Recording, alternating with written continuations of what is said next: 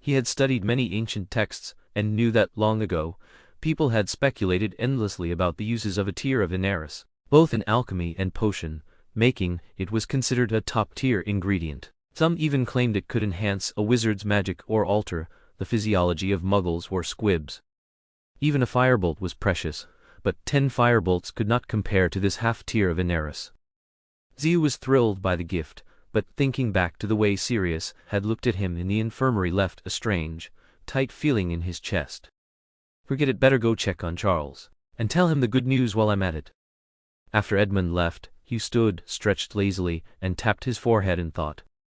He'd originally planned to wait until he'd prepared the necessary spells and potions before seeking Charles out, but that morning Barrow had told him Charles was growing quieter, more withdrawn, and fading away faster than before. If he still had hope, perhaps he could hold on long enough for Hugh to succeed. Chapter 131. Edmund's Gift. What could possibly be wrong with this? It's the standard Hogwarts uniform. Leaving the astronomy tower, Hugh was still amused by Charles's excited, awkward thanks when he was startled by Ginny's furious shriek. "I must say, the taste of your generation is appallingly bad," a jaunty voice was saying. "But clearly you, miss, also lack any spirit of reform or innovation, not to mention a young lady's natural sense of beauty. Or, perhaps, dressing like a tomboy who's just crawled out of a chicken coop is the latest fashion trend." "Who are you calling a tomboy from a chicken coop?" Ginny was practically hysterical with rage. "Whoever owns up to it," the voice answered smugly. "If I were you, miss, I'd take that robe in at least 4 inches at the waist, though considering your figure, perhaps 2 would be more fitting."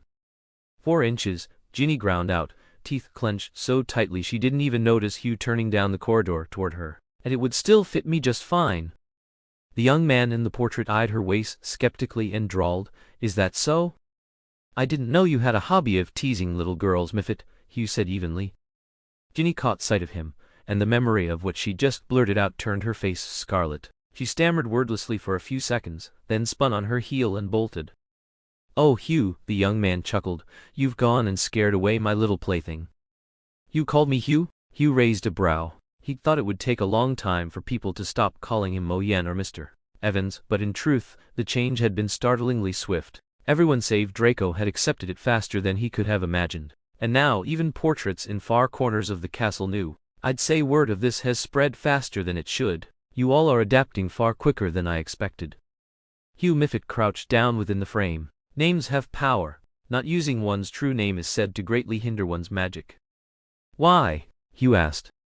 Miffit shrugged. "How should I know? That's just an old saying. Something to do with magical contracts, I think."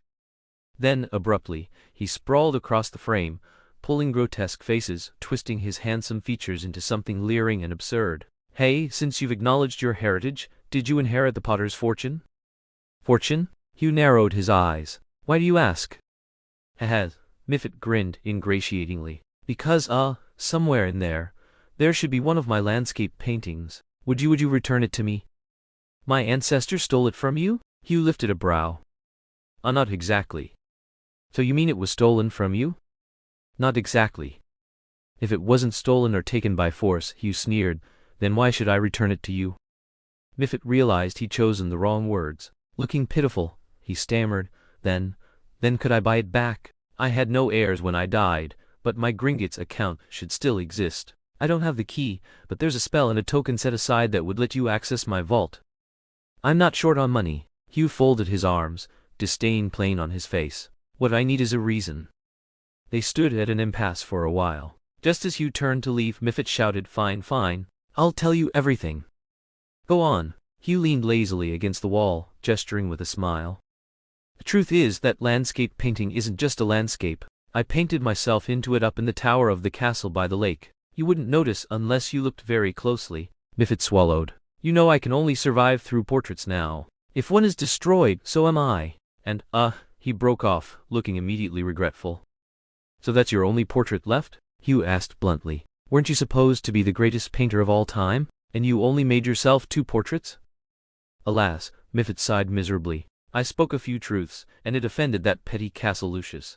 After my death, he bought up every portrait of me at outrageous prices, then burned them all. Only the one at Hogwarts escaped. If that one fails and I can't enter the other, then I'm finished." If I remember right, shouldn't you be able to travel freely between portraits?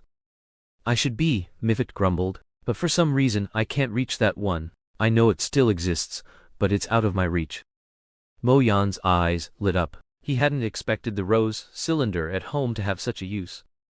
All right, he said, suppressing a smile. I'll retrieve that painting, but not for free. You're taking advantage of me, Mifit snapped. All you need to do is move it out of that cursed place. I'm not even asking you to give it back. You'd lose nothing at all. Oh, Hugh arched a brow, smiling faintly. Mifit deflated at once. Fine. Till I agreed with Gringotts was. I already told you, I don't need money. Hugh cut him off. What I want is for you to tell me. Is there a way to strip the magic that binds a wizard to a portrait without damaging the painting itself? Mifit recoiled in shock. What are you planning? Relax. I'm not going to use it against you. Hugh waved impatiently. If I wanted to harm you, I wouldn't need to go through all this trouble. Mifit's expression grew tangled, pale as parchment, clearly torn in a bitter struggle. Vakukasona Vakukasona. Hugh muttered the spell he had wrung for Mifit, a wave of frustration welling inside him. A creature that had lived for centuries, human or not, was never easy to trick. Mifit had given him only this one incantation, claiming it was simple and effective, but the restrictions were endless. Worse still, it only worked on a single portrait, useless against any others connected to it. Most troubling of all, he had offered no explanation of its principle or origin. It seemed relying on this to deal with the soul fragment inside Harry was hopeless. Still, it was worth combing through books. Perhaps he might stumble on something useful. Lost in thought, Hugh trudged on, only to spot the very boy he had been worrying over emerging from the library with Hermione and Ron. All three looked utterly drained, and deep shadows ringed Hermione's eyes. Room of requirement, Hugh Potter's room. Harry grimaced, carefully nicking his finger with a small knife. The sting drew a hiss of breath, and he quickly pressed the bleeding fingertip into the hollow at the center of the cylinder. The blood twisted into fine red threads, climbing along the grooves of the cylinder until it formed a vivid crimson rose. Then the segments of the cylinder shifted one by one, creating a three-dimensional rose with distinct, layered petals. Harry carefully unfurled the rose layer by layer, and with each turn, his expression of astonishment deepened. This is the true legacy of the Potter family, Hugh said. I thought the galleons and Gringotts were all there was, Harry murmured softly. He flipped through an album, his fingers brushing over his parents' youthful faces. In the photos, tiny figures smiled warmly at him, waving cheerfully. Hugh glanced at him but said nothing. From the third layer, he pulled out a painting, sliding it out of the small box, like squeezing toothpaste. The canvas immediately expanded to the size of an entire wall. Fortunately, the room of requirement had doubled in size just in time.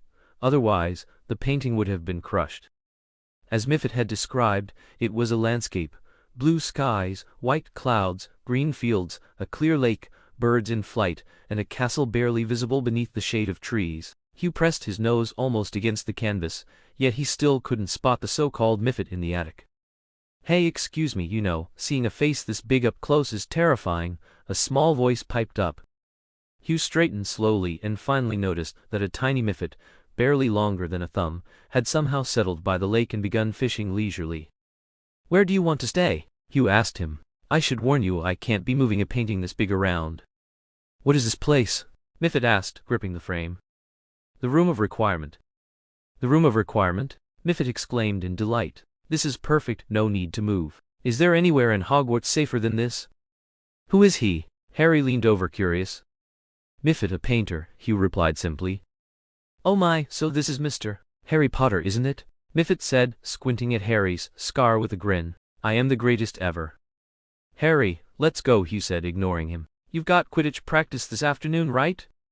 Harry nodded. We're playing Ravenclaw this Saturday. Luckily, Professor McGonagall returned the firebolt. But I heard Ravenclaw's Seeker only has a comet, and her old injury hasn't healed, though Hugh. Harry paused suddenly, a teasing smile on his face. What's your relationship with Autumn Zhang? Hugh's heart tightened, and he feigned casualness. What do you mean? She cried several times while you were away, Harry said with a slight smile. Hermione said she likes you, doesn't she? Hugh coughed awkwardly, muttering, that's not true. Come on. During dinner last night, she couldn't take her eyes off you, Harry shrugged. Hugh, that's the most beautiful girl in all of Hogwarts. You didn't have feelings for her? Hugh asked, surprised, because Harry should have liked Autumn back in third year. Why would I? Harry blushed. She's pretty, yes, but she likes you.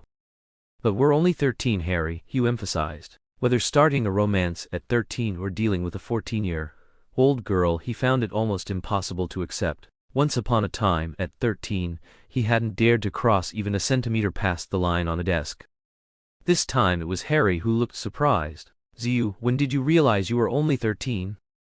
Ziu felt a flush of irritation. The small gift Edmund had promised appeared the next day. When Draco delivered a copy of the Daily Prophet, Ziu opened it and first scanned the front page, then suddenly let out an exclamation. What is it? Ziu asked. Draco spread the paper across the table and pointed to two side-by-side photos, one of Sirius at graduation, handsome and composed, the other his wanted poster after the escape, gaunt and dirty. Above it, the headline read, Lone Hero, the Prometheus of Azkaban. Sirius? Ziu hurriedly read on. A heart loyal to friendship, bearing the burden of atonement, never defending himself, 12 years of hellish life and trials in Azkaban, yet he never wavered from his principles. When he discovered the traitor beside that boy, the fire of life reignited. He embarked on an unwavering flight and pursuit. I can already see it, this century's greatest hero, fresh off the press, Draco said with a mocking smile. Ziu rolled his eyes and continued reading. Pages 2 through 4, A Biography of Sirius Black. Page 5, Golden Loyalty. Page 6, Who is the True Traitor? Pages 7 through 9, What Kept Him Silent for 12 Years. Page 10, What the Ministry Should Be Telling Us. When Ziu reached the last headline, he paused. Rita Skeeter. He read it carefully and realized that Skeeter's article, unlike the others praising Sirius, was openly critical of the Ministry's errors. It stood out and drew attention. Ziu scanned the text again, finding nothing wrong indeed. Much of it echoed his own thoughts. The Ministry had imprisoned Sirius without trial, and even after realizing its mistakes, it still tried to cover them up. His frustration with them was obvious, yet for some reason, something about the article still felt off. Wasn't that same Skeeter the one claiming Black was utterly evil last time? Draco sneered. Doesn't that woman ever blush? Now the Ministry can't refuse to release Black, Blaze said, biting his bread. Otherwise, Fudge would probably be immediately ousted. Indeed, the next day's Daily Prophet front page announced Sirius Black's acquittal and Peter Pettigrew receiving the Dementor's kiss. The following pages were filled with praise. The Ministry's apology and self-justifications occupied only half a page. On the third day, an owl delivered the Hogsmeade consent forms signed by Sirius for Ziu and Harry, while Sirius himself had been admitted to St. Mungo's at the Ministry's expense for rehabilitation. The Daily Prophet coverage remained the same, though criticism of the Ministry increased. On the fourth day, Dumbledore returned to Hogwarts. That evening, he had a long conversation with Ziu, who claimed he had gone to China to seek out an elder who had helped him in childhood and to ask about his family background. Whether Dumbledore believed him or not, the 2-week absence was officially over, with the only consequence being 3 weekly labor duties. Even now, during potions and labor service, Snape did his best to ignore Ziu, his teeth gritted as he spat out the word Potter whenever he had to call him. Yet, even if Ziu made mistakes, Snape never made things difficult for him. His labor consisted entirely of transcription. After copying Born Noble, Wizard Genealogies, he moved on to History of Magic editions from 945, 1578, and 1855, noting the vast discrepancies in accounts of the same era. He then transcribed Forever Pure Bloodlines, Slytherin Family Chronicles, Purwoll's Eternal Glory, 17th Century Annals, and more than 10 other texts. At first, Ziu only vaguely understood Snape's intention, but by now it was clear. As he copied, the black text unfolded like a scroll, showing the thousand-year history of the wizarding world, and the smiles of the Slytherins around him no longer hid the truth. When Ziu finished Snape's 13th book, Origins of Dark Magic, the third-year Quidditch season had ended, with Slytherin losing to Gryffindor by a mere 10 points. Sirius had been discharged from the hospital, and they agreed to meet at the Three Broomsticks during the upcoming Hogsmeade weekend. Edmund had also brought an invitation from Boss Purwoll for the same weekend, scheduled at 5 p.m., and the next day was the long-awaited Hogsmeade weekend. Chapter 1, 132. The Marauder's Castle. That weekend, Harry sent Hedwig to wake you at the crack of dawn. By sunrise, they were already packed, had wolfed down their breakfast, and were heading out the door.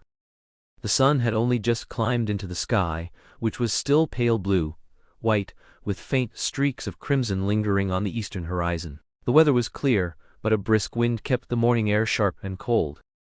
Students bound for Hogsmeade were lining up in front of Filch, who stood hunched over a long list of names, the official record of those with written permission from parents or guardians. Though the Dementors had long since withdrawn from around Hogwarts, Filch's glare alone was enough to make some of the younger girls tremble.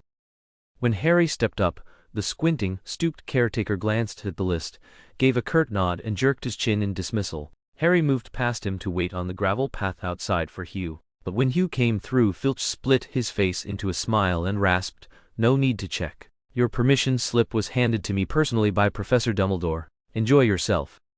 Harry rolled his eyes and muttered under his breath once Hugh joined him, "Dumbledore gave him our forms together, you know." "Oh, you're jealous you didn't get one of Filch's warm, friendly smiles?" Hugh teased. Harry thought of the last times Filch had smiled at him, always when he'd been caught breaking curfew or sneaking around, punishments inevitably involving lost house points and horrific cleaning duties. He shuddered and shook his head violently. "No thanks, definitely not." Hugh laughed aloud. On the way to Hogsmeade, Harry, twice a visitor already and now the self-appointed expert, eagerly played tour guide. He pointed out every interesting spot and retold stories of his earlier trips, some funny, some nerve-wracking, each carrying a fond memory. By the time they pushed open the door to the Three Broomsticks, Harry had just finished describing the time he'd hidden under a table and overheard Fudge, Professor McGonagall, and the others talking about Sirius. His tone held a trace of lingering weight, but far more relief and wonder. From the outside, the Three Broomsticks looked unremarkable, even quiet. Inside, it was another world, crowded, boisterous, filled with the warmth of smoke and steaming drinks. Behind the bar a handsome woman moved gracefully, serving the rowdy witches and wizards. "That's Madame Rosmita," Harry explained, craning his neck to look for Sirius. "Over here, boys," Lupin's cheerful voice called from a table in the back. He was waiting with 3 steaming mugs of golden orange liquid. "Where's Sirius?" Harry asked at once as he slid into a seat. "Patience. He's getting something ready, needs a little more time." Lupin winked and nudged the drinks toward them. "In the meantime, have a butterbeer. Madame Rosmita makes the best I've ever had." "Yes, I love this stuff," Harry blurted, then caught Lupin's curious look and hurried to add, "A Hermione and Ron brought me some last time." Lupin looked unconvinced, but he let it pass. They sipped their drinks, talking lightly about the pixies Lupin had introduced in defense against the dark arts. Hugh downed a large gulp, warmth flooding through him, loosening every muscle. Eyes half closed, he drifted in a pleasant haze, half listening as the others debated whether a pixie could possibly transform into a full-grown man with red hair and green eyes. When Lupin drained the last of his mug and said it was time, neither Harry nor Hugh realized how long they'd been sitting there. With gentle courtesy, Lupin bade Madame Rosmita goodbye and led the 2 boys out. They walked east along the main road for several minutes, then turned down a hidden path beneath the trees. After about 15 minutes, they slipped around a dense wall of foliage, and there was Sirius, striding toward them, arms wide, face alight with joy. He looked worlds better than the last time. Eyes bright, smile warm, the haunted shadows of Azkaban faint at last. He was still gaunt, his face lined with hardship, but the old handsomeness was returning. "Welcome, Harry." "Hugh." Sirius pulled them both into a fierce embrace, then flung his arm wide with a laugh. "Welcome to the Marauders' Castle." "The Marauders," Harry echoed. "A castle?" Hugh eyed the small door behind him. "Of course, our Marauders' Castle," Sirius said brightly, then turned to Harry to explain. "The Marauders, that's what we called ourselves. Prongs, Padfoot." He tapped his own nose with a grin, and Moony. He clapped Lupin lightly on the shoulder. "Can I see inside?" Harry asked eagerly. "Of course." Sirius strode to the door, flung it open wide, and swept into a deep bow, one hand across his chest, his voice dropping theatrically low. "Welcome, Prince Harry, Prince Hugh." Harry burst out laughing. The 2 of them stepped through together and gasped in unison. The courtyard wasn't large, but it held a delicate fountain and a flower bed, smooth, egg-sized pebbles paved winding paths. A modest villa rose ahead, 2 stories with an attic spire above and a cellar below. Balconies and archways were lined with flowers, windows carved with intricate patterns, whitewashed walls trimmed in soft blue. They exchanged a glance and pushed open the door. Inside, it was everything they might have imagined. Elegant, spacious, simple but with luxurious touches. Gold, red, silver, green colors wove together in harmony. "Sirius, you'll be living here from now on?" Harry asked, delighted. "Then whenever there's a Hogsmeade weekend, we can come visit you." "Not just me," Sirius said. Harry blinked, confused until his eyes fell on Lupin, smiling quietly from the side. "Professor Lupin will be living with you too," he guessed. "Of course Remus will be here," but Sirius stumbled, hesitated, then blurted, "But I also are. I don't know if anyone's told you I'm your godfather." "Yes, I know," Harry said. "Well, James asked me to be your guardian," Sirius said awkwardly, "if anything were ever to happen to them." You mean?" Harry's heart thudded wildly. "I thought maybe you might like to live with me," Sirius said, looking from Harry's wide eyes to Hugh's unreadable face. He rushed to add, "But only if you want to. If you'd rather not, I completely understand truly." "To live with you," Harry echoed, dazed, joy swelling inside him. "Really, I know you wouldn't want that," Sirius hurried to backtrack. "I understand, I just—" "Are you mad?" Harry shouted hoarsely, voice as raw as Sirius's. "Of course we want to. I've dreamed of leaving the Dursleys. Hugh, you too, right? Hugh?" Hugh lifted his head, looked from Sirius to Harry, and after a long pause, slowly nodded. Harry let out a cheer, throwing his arms around Sirius. Then after a moment, he dragged Hugh into the embrace, clutching them both tightly. Lupin pretended not to hear the muffled sobs that followed. He turned quietly, shut the door, and slipped out. Around the fragrant garden he wandered, circling slowly, now and then lifting his eyes to the sky and distant hills, a faint smile never leaving his face. Apart from Hugh's half-hour meeting at 5 with Edmund's grandfather, Bors Peveril, the rest of the day was filled with busy joy. Hugh soon realized the villa's simplicity was only because Sirius had bought almost no furniture. So through the flue they went to Diagon Alley, exploring shops they'd never set foot in before. Sirius gave Harry and Hugh the choice of everything, trailing behind with a broad grin, simply paying the bills. Besides furniture, they bought plenty to decorate their own rooms. Sirius also outfitted them with full wardrobes, wizard and muggle clothes for all seasons, along with study supplies and even a few toys. Harry felt guilty at the expense more than once, but every time he tried to refuse, Sirius would pull a tragic, wounded expression, as though he'd been cruelly rejected. In the end, they accepted everything. When the shopping was done, they flew back to Marauder's castle. Though the fireplace travel was swift, the diligent house elf had already set everything neatly in the living room before they returned. Lupin arrived with 4 heaping trays from the Hogwarts kitchens, and together they devoured the feast like a storm. "All right." After dinner, Sirius stomped onto a chair, radiating authority. "Now it's time to build. First one to run gets first pick of the rooms." "Oh!" Harry and Sirius shouted in unison and dashed off. Hugh hesitated for a moment, then sprang from his seat. Remaining behind, Lupin gave a small smile and pop he vanished from beside the table. "Cheating!" Sirius shouted, pointing at Lupin, who was leaning against the doorframe. "How can you use apparition?" "Since when did you say we couldn't use it?" Lupin replied thoughtfully. Sirius ground his teeth and glared daggers at him. Harry and Hugh exchanged a glance and nodded. One went left, the other right to claim rooms, leaving the 2 adults bickering at the doorway. Once the rooms were chosen, a new problem arose. It was getting late. Harry and Hugh would have to return to Hogwarts in an hour, yet all the furniture and belongings were still piled in the living room. "What do we do? What do we do? What do we do?" Harry tugged at his hair, spinning in circles in Hugh's room. "There's not enough time." Hugh studied the room's layout, considering where to place beds and wardrobes. Hearing Harry's complaints, he rolled his eyes. "Spinning around won't solve anything. We'd better head downstairs and start organizing. Sirius and Remus will help us move things in." "But I want to design it myself," Harry sighed. "If only I had a house elf wait." Their eyes lit up simultaneously. "Dobby!" After Hugh whistled the signal that only house elves could hear, summoning Dobby, everything became much easier. With the snap of its fingers, Dobby transported furniture from the living room to the bedrooms. Hugh and Harry only had to direct where things should go and make minor adjustments. What would have taken an entire day was finished in just over 30 minutes. Watching the last few clothes fly neatly into the wardrobe, Harry flopped onto the bed, exhausted. "I'm dead tired." "Siege, it's all Dobby doing the work. Why are you tired?" Hugh kicked his shin lightly. Harry scooted over, and Hugh collapsed heavily beside him. "Oh," Harry said sincerely to Dobby. "Thank you, Dobby." Dobby squealed excitedly. "Harry Potter is thanking Dobby. Harry Potter is so humble and kind." Harry covered his face, sneaking a glance at Hugh, who had a faint smile, making Harry feel his cheeks heat up. "So this is Dobby?" Lupin asked when he walked in and saw the elf scrubbing the floor diligently. "Yes, honorable sir. Dobby is very honored to meet you," Dobby squeaked, bowing so deeply his long nose touched the floor. "What are you afraid of?" Lupin asked, noticing the elf's anxiety. "No, sir. Dobby is not afraid. Dobby is very excited," Dobby continued in his high-pitched voice. "To serve Harry Potter and Hugh Potter is an honor Dobby never even dreamed of."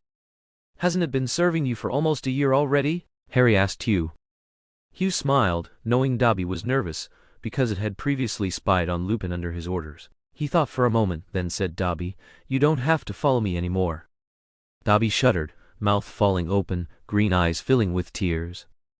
Yes, sir," Dobby squeaked, tears streaming down his awkward face. Dobby knew this day would come. Dobby is a useless, bad elf, and has never done much for Hugh Potter. "Hugh," Harry called softly. "I'm not dismissing you, Dobby," Hugh rubbed his forehead. "I just want you to serve Mr. Black from now on, you know. There's really not much for you to do around me, especially now that dear Dawko has become my godfather. As for your wages and holidays, I'm sure Mr. Black can maintain the previous arrangement." "Of course," said Sirius, who had come in with Lupin. He had grown fond of this house elf, who had always looked after him carefully during his animagus transformations. "Absolutely no problem. Dobby is far stronger than the one we had before." Dobby froze for a moment, then collapsed to the floor wailing loudly. Even a freedom-loving elf like him considered being dismissed by his master a grave humiliation. Chapter 133. End of Third Year. June approached, and exams loomed like an unrelenting, blazing sun. No matter how unwilling the students were, they had no choice but to sit in classrooms and study diligently. To make up for Ron losing his pet, Sirius had sent him an adult brown owl, but the gift, once so exciting, quickly became a daily source of stress. Ron had to report his progress to Mrs. Weasley every day. The owl, named Filbert, could complete the journey from his home to Hogwarts in half a day. Even Fred and George had to focus entirely on their studies, as they were preparing for their OWLS. Mrs. Weasley knew the twins' grades had been slipping for the past 2 years, and sent nearly daily letters urging them to study. Compared to 7th-year students, 5th-years were barely busy at all. They became irritable and quick-tempered, and anyone disturbing the quiet of the common room faced severe scolding. Yet, the busiest of all was undoubtedly Edmund. Edmund had to maintain order, mediate conflicts, prepare for his NWTS, and squeeze in time to finalize agreements with ZU, reviewing key projects from the past 2 years and deliberating over the distribution ratios among the 7 great families. Boss Purwell seemed intent on grooming him to take over the family, entrusting many matters to Edmund. Meanwhile, word of ZU's agreement with Purwell quietly spread. Fewer eyes watched ZU, but students seeking Edmund's assistance doubled. Because the Purwell family was not prominent, most people could anticipate their future standing, but Edmund still couldn't risk offending anyone by refusing requests. He was nearly overwhelmed. ZU noticed how much he'd wasted away in just a week, his emaciation rivaling Hermione's dark circles. What ZU observed, the Slytherins noticed too. Lower-year students, unaware of the full situation, grew increasingly fearful of the NWTS, while informed students subtly aided Edmund in maintaining order or carrying out other tasks. A Ravenclaw graduate even sent notes through ZU, and Lester used the influence of the Weasley family to prevent a confrontation between Slytherin and Gryffindor. Draco arrived excitedly, delivering an invitation from Lucius Malfoy. ZU considered it for 2 days before finally accepting. Time flew relentlessly. Soon, exam week arrived. The first exam was Transfiguration, including turning a teapot into a turtle, a difficult task. ZU didn't complete the final concentric ring on the shell until the very last second, but the rest of his exams went smoothly. He felt confident he would score full marks in defense against the dark arts and care of magical creatures. In History of Magic, he had mixed up 2 dates, but it didn't matter much. After exams, they had a full week awaiting results. Harry and ZU spent nearly half their time planning their summer. They brainstormed new ideas for their rooms. Harry planned a giant Quidditch poster, while ZU preferred a more elegant decor. The noisy toys Sirius had bought were better suited for Harry's room anyway. They even argued over the living room arrangement, and nearly quarreled over a single curtain's color and design. Zhu blushed in hindsight at his childishness, but couldn't deny the joy he had felt during their disputes. The one-year tenure of a defense against the dark arts professor was confirmed once again with Lupin. On the previous full moon night, a careless Gryffindor had stumbled into his office and seen him in werewolf form. Soon, the news spread throughout Hogwarts, and anxious parents nearly inundated the headmaster's office with owls. Lupin barely oversaw the exams before resigning and leaving. Yet Harry comforted himself with the thought that he could still see Lupin at Thieves' Castle and wasn't too saddened. He only worried about who would teach defense against the dark arts next, knowing Lupin had been the only professor to genuinely teach them anything in that subject. The exam results came out on the last day of term. As always, no one had to repeat a year. Even Goyle and Crabbe managed to scrape passes in most of their classes. Hermione announced that she was dropping both Muggle Studies and Divination, though she had scored an astounding 320 in Muggle Studies. Harry and Ron both agreed it was the right choice. Her schedule was absolutely insane, Harry told Hugh. 10 classes in a single day. On Monday she's supposed to be in both Arithmancy and Transfiguration at 9 o'clock. And the strange thing is she never once missed Transfiguration, but Dean swears she never missed Arithmancy either. It's mental. You never asked her why? Hugh asked with a laugh. I did, Harry shrugged, but Hermione never explains. Ron and I gave up trying to get it out of her ages ago. Hugh gave Harry a look, torn between laughing or sighing. He couldn't understand why Harry was endlessly curious and reckless when it came to dangerous mysteries like the Chamber of Secrets or the Philosopher's Stone. But when it came to his best friend doing something 10 times stranger, he simply let it go. By the way, Hugh said, since Hermione's dropping Muggle Studies, what about you? He remembered one of the reasons Harry had chosen the subject in the first place was because Hermione could help. Honestly, this year I did nearly all the essays myself, Harry said with a wide grin. The class is so easy I can get high marks without even cracking a book. Still chuckling, they made their way into the Great Hall for lunch, where Angelina from Gryffindor handed Harry a folded note. Opening it, Harry saw the familiar thin, looping script. Professor Dumbledore? Hugh asked, glancing over. What does it say? He wants us to come to his office after lunch, Harry read. No idea what for. Hugh sighed inwardly. So much for the summer plans they had just finished making. After lunch, the two of them went to Dumbledore's office. The headmaster sat behind his desk, his silver beard glittering in the sunlight streaming through the window. The circular office looked much as it always had. Delicate silver instruments whirred and puffed little streams of smoke. Portraits of past headmasters dozed in their frames, and Fawkes the Phoenix perched loftily on his stand. At the sight of Hugh, the bird let out a sharp whoosh of sound as though displeased. Hugh returned the look with even colder disdain. If Fawkes weren't Dumbledore's pet, Hugh would have gladly taught it some manners. Good afternoon, Professor, Harry and Hugh said together. Ah, good afternoon, Harry, Hugh. Dumbledore greeted them warmly. Please sit. I hear you both did very well in your exams. Yes, Professor, Harry said, trying hard not to look too pleased with himself. Hugh only offered a modest smile. Well then, said Dumbledore, I imagine you've made quite a few plans for the summer holiday. Yes, Harry said eagerly. Sirius said we could stay with him. Our new house is already in Hogsmeade. It just needs a bit of tidying.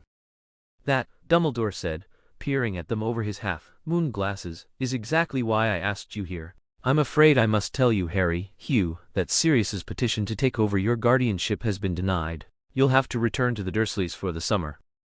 Even though Hugh had half expected it, he still frowned. Harry, who had been so thrilled at the thought of leaving the Dursleys behind, looked devastated. He leapt to his feet, disbelief written all over his face. "Why? I always knew you would ask me that," said Dumbledore quietly. "Why must it be this way? Why can't another wizarding family adopt you? I have no doubt many would leap at the chance to raise you as their own."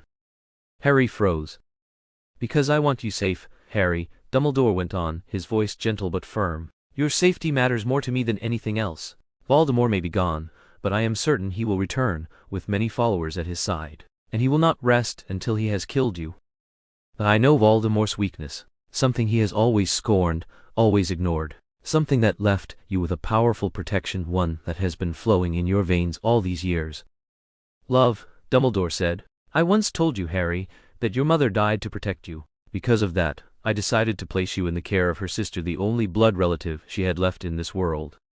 But she didn't love me, Harry said. She didn't care at all.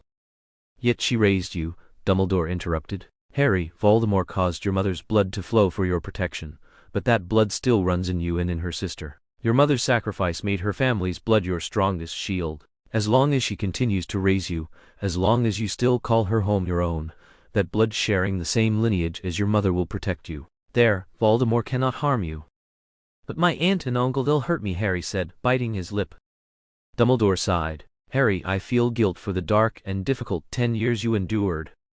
That's unnecessary, Harry said calmly. You weren't obligated to care for me, but I could never call the Dursleys' house my home. As long as you return there once a year, Dumbledore said, the protective magic your mother left will continue. Can't I? Hugh suddenly asked. I have my mother's blood in me too, can't I provide protection for Harry? I'm afraid not, Dumbledore said slowly. Lily, back then, cast protective magic over both of you simultaneously. The same protection resides in your blood too. But if that's the case, as the protected, you and Harry cannot shield each other.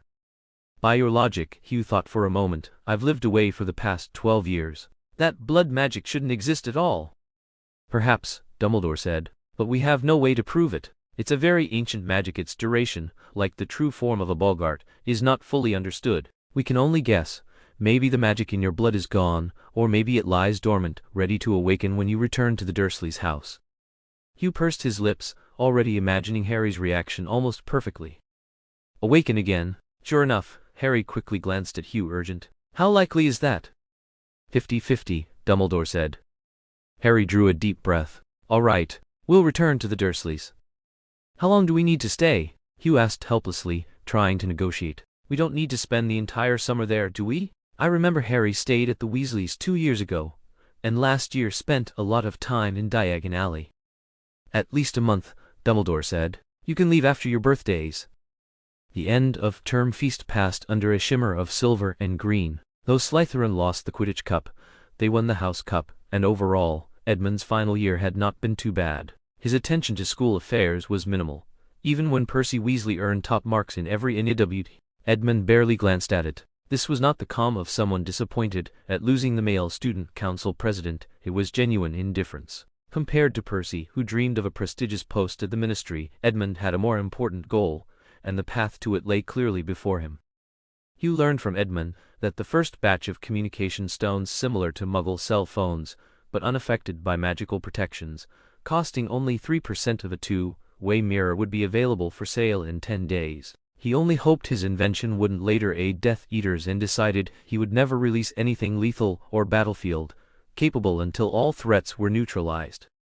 Especially after the next day, aboard the Hogwarts Express, when Draco brought disturbing news. The Ministry has decided to reinterrogate the prisoners sent to Azkaban during the war. What? Hugh could hardly believe his ears. Haven't you read the latest Daily Prophet? Lays asked. Most of the coverage calls for a retrial. People reasoned that if even Sirius Black, a case nearly certain, was wrongfully accused, how many innocents are in Azkaban? And what about those already interrogated? Hugh asked. The Ministry's reputation and judgment have come under serious question, Bryce said. Excluding those criminals who are already dead, nearly everyone still alive is eligible for a second chance. It's been so long, how can they even be interrogated? Veritaserum, Draco said. I heard that only criminals who consent to the use of Veritaserum can be reinterrogated. Hugh exhaled in relief. The true Death Eaters were blood-stained and merciless, he had no doubt about that. The train slowed as it approached King's Cross Station, finally shuddering to a stop. After bidding farewell to his Slytherin friends, Hugh picked up Leia and dragged his suitcase off the carriage. Outside the station, he spotted Harry saying goodbye to Ron and Hermione.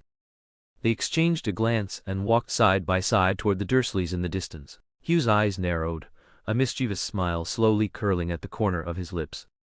Chapter 134. Harry and Dudley's Nightmare. Huff, huff. Harry lay flat on the bed, gasping as though he had just run 10 miles. A vivid dream had woken him, and he covered his face with his hands. The lightning-shaped scar on his forehead burned beneath his fingers, as if a red, hot wire were pressed into his skin. Click! The light snapped on. Hugh sat up, concern etched on his face. Harry, what's wrong? Seeing his movements, Hugh's expression grew serious immediately. "Your scar, is it hurting?" "Yeah," Harry mumbled. "I had a nightmare." Hugh put on his clothes, got out of bed and knelt beside him. He gently moved Harry's hand to inspect the scar, pressing it lightly. His fingertips recoiled slightly at the touch, and his brow furrowed. "Is it red?" Harry asked. "It feels hot, like it's burning." "The temperature is high indeed," Hugh said, "but it looks completely normal on the surface." "Well, Hugh," Harry said, slightly embarrassed. "What? Could you press it a little longer?" Harry's cheeks reddened. "It's cool, it feels good." "I'm pretty sure my hand is a normal temperature," Hugh said with a smile, rubbing the scar gently. "Looks like we ran into that half of the possibility." "You mean, the protective magic is waking up?" "Maybe it never really slept," Hugh said teasingly. He had always suspected that Dumbledore deliberately placed Harry with the Dursleys to strengthen the boy who lived's sense of belonging to the wizarding world and his dependence on Dumbledore. If Sirius hadn't truly gained his freedom, Hugh might even have suspected that Peter Pettigrew's escape and Sirius's later death were all part of Dumbledore's plan. "Nothing," Hugh said. "Harry, once school starts, will officially begin practicing mine sealing techniques." "I thought we weren't supposed to start until 5th year?" Harry asked. "But you're already having nightmares," Hugh said. "About Voldemort, right?" "That's right." Harry suddenly leapt from the bed, throwing open the curtains and straining to peer down the street, as if expecting to spot something unusual. It was the darkest moment before dawn. Privet Drive lay silent, no people, not even a cat. In the distance, Harry saw a dark shape. He squinted, trying to make out what it was. "Is there something wrong with that trash can?" Zio walked over, glanced at it, and asked. Harry suddenly remembered what it was and exhaled in relief, but then anxiety crept back. "Zio, last time my scar hurt, it was because of Quirrell. No, Voldemort was right there," Harry said, pressing at his scar, his face pale. "Voldemort, maybe he was nearby just now." "No, that's impossible. The thought is ridiculous." "If Voldemort really wanted to come to Privet Drive to kill you," Zio said, "he wouldn't be hiding outside. He'd have barged in." Harry listened carefully for a moment, then only heard Dudley's loud snoring from the next room. Finally, he exhaled, feeling some relief. Thinking of Dudley, even with his scar still hurting, Harry couldn't help but laugh. Ever since Zio had introduced himself to the Dursleys at King's Cross, Harry suddenly realized life at number 4 was full of fun, something he had never imagined before. Previously, he only felt relaxed once the Dursleys were asleep, but everything changed after Zio arrived. Although Harry knew Zio had done some mischievous things with the Weasley twins and even sparked an interhouse conflict at Hogwarts, he hadn't expected Zio to bring all that back home. Harry's trunk was 5 times bigger than it appeared, and 2/3 of it was filled with prank products. At the station, when Uncle Vernon yelled, Zio rendered him speechless, while Aunt Petunia nearly fainted in shock. When Vernon tried to intervene physically, they lost control of their own bodies, following Zio's commands step by step, obediently driving them back to number 4, and thus began a 2-week battle between Zio and the Dursleys. When Vernon tried to make them do chores, Zio summoned Dobby. The house elf's unusual appearance made Dudley scream and jump onto the television, which was immediately smashed into an unrecognizable heap. Aunt Petunia panicked, worried neighbors would notice, and practically begged Zio to send Dobby back. When Vernon tried to lock them up, he didn't expect Zio to open the heavily bolted doors with just a thin wire. He added chains, but Zio produced a small knife and easily severed the door hinges. Vernon had to hire workers to install a new door and struggled to explain to them how the original hinges had been so neatly destroyed. Any attempt at yelling or violence from the Dursleys was immediately neutralized. They would lose their voice or mobility the next second. Once, when Petunia insulted their mother, she turned into a giant yellow-haired rabbit after lunch and collapsed the dining table in terror. Even Dudley's behavior, usually dismissed by Harry as sheer stupidity, earned a grudging respect. After Zio briefly rendered Vernon mute at the station, Dudley's immediate reactions were always twofold. Cover his backside. Harry was convinced Dudley would never forget the instant Hagrid gave him a pigtail and flee like a mouse seeing a cat. Even when Zio and Harry took over the small room meant for Dudley's excess toys and clothing, later converted into Harry's bedroom, Dudley never spoke a word to them. Harry only heard him crying with his parents for an entire day. But Zio didn't let Dudley's fleeing go unpunished. Harry thought that if anything could make Dudley forget Hagrid's gift, it would be the new experiences Zio provided. On the first afternoon, Zhu dragged Harry to hide along Dudley's usual route home. When Dudley passed by, Zhu released a bogart. Harry had been shocked that Zhu had kept the creature all this time. To maintain its magical essence, Zhu even occasionally let it scare others at Hogwarts. Hidden in the shadows, Harry watched as the bogart emerged from its box, transforming into Dudley's exact likeness. Dudley froze, staring at this grotesque mirror of himself, equally fat, crude and brutish, looking absurd, like two pink pigs wearing wigs staring each other down. The bogart, Dudley waddled forward, wiggling its stubby neck, reached for his collar, and opened its mouth to speak, only for Dudley to scream, shove it aside and run. He's most afraid of himself?" Harry asked, bewildered, watching Dudley flee through the dust. "I think," Zhu yawned while forcing the bogart back into its box, "our dear cousin has probably never really understood what kind of person he is.